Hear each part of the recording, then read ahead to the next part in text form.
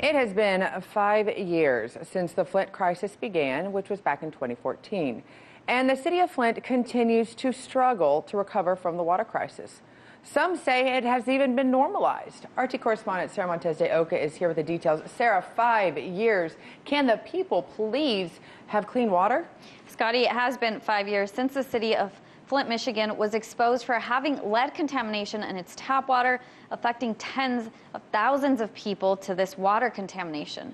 The water crisis began when city officials switched Flint's water supply from treated Lake Huron and Detroit water to raw water from the Flint River, all to save money.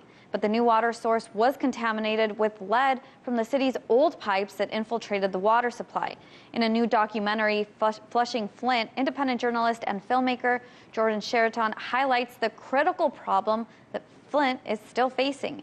President Trump is important. Don't get me wrong, Russia is important. But an American city 5 years later does not have clean drinking water? That says something about our culture. City and state officials denied there was a problem for months, even after it caught national attention. Since then, 15 city officials, many of whom worked for the Michigan Department of Environmental Quality Water, have been charged and are awaiting trial. Meantime, a silver lining for affected residents. Just last week, a judge ruled that residents can now sue the federal government on mishandling response to the crisis. The question remains whether the city's tap water is safe to drink.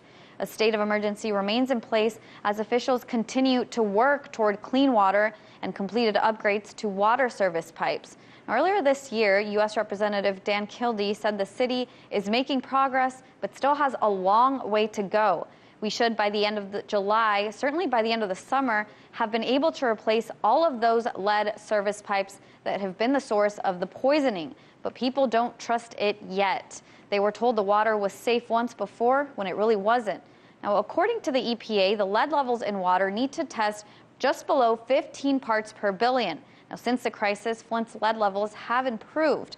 In the latest water test results from January 2018, the water contained only 4 parts per billion in the 90th percentile of some of the high-risk homes.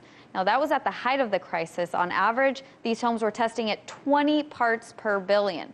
But in late 2018, reports came out that Michigan Department of Environmental Quality had improperly tested homes for water contamination by flushing before taking samples.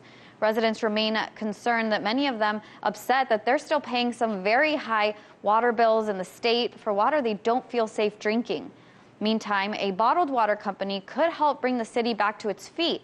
Zero Mass, which is a company based in Scottsdale, Arizona, is holding talks with the city of Flint to open up shop there. The company claims to generate renewable clean drinking water using air and sunlight with their trademarks, making hydropanels, and are deployed all around the world. Source is off-grid, using solar energy to raise the dew point inside the hydropanels, driving passive condensation, resulting in high-quality water that is pure, similar to distilled.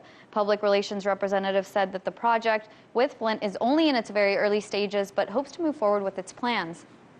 Scotty, it's 5 years later, and Flint continues to struggle with something as basic as clean water. Now, let's keep in mind that the majority of the residents that were affected by the tainted water were some of the poorest and people of color. And although lawmakers say the water testing will continue for a very long time, let's just hope that data provides a clear future for clean water for the people of Flint. Well, Sara, it's obvious the struggle is still happening. Good to see there's at least one solution on the table. But I have to ask, over 5 years, has there been any convictions? Because obviously some cover-up, some wrongdoing has been done. Well, a lot of officials are still awaiting trial. However, those that have undergone trial, they pleaded no contest and have only faced misdemeanors or community service. But for those still awaiting, we'll see if any other convictions come from that. And I find it interesting, the congressman was in before this crisis was, and he's still sitting there now. It's up to the people. Thank you so much, Sara. Hey YouTube, thanks for checking out our channel. We hope you enjoyed the video. We have tons of content for you just like this. For more of RT America's one-of-a-kind news and analysis, be sure to subscribe and never stop questioning more.